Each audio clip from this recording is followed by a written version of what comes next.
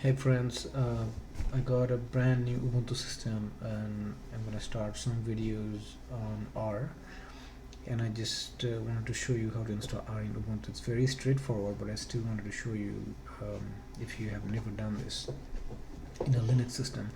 It's much easier in a Ubuntu.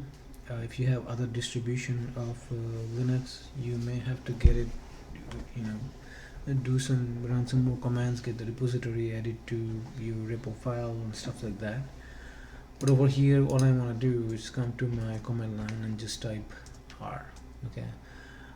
Usually, if you have R installed in a Linux, it gives you the R command prompt. But this is telling you, hey, R is not found, but it can be installed with this command. So let's get the command as it's given me, and let's run it. Let's give my sudo pass, my very top secret, and just say yes. It's a 187 MB installation, so I'm just gonna pause the video for a second and be back.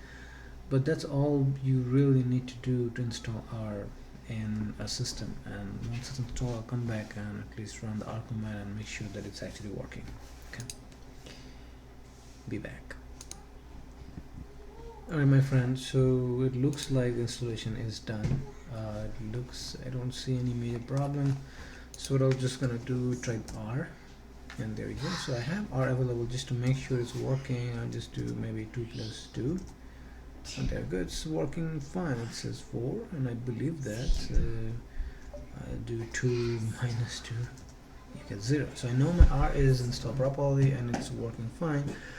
But we see that I have the R installed, but it's not the best way to run the R. It's not a GUI environment.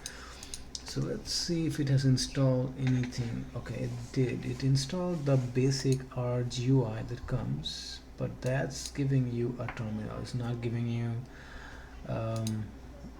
anything more than just a terminal. So we really need to install the R Studio. In the next video, I'll show you how to do that.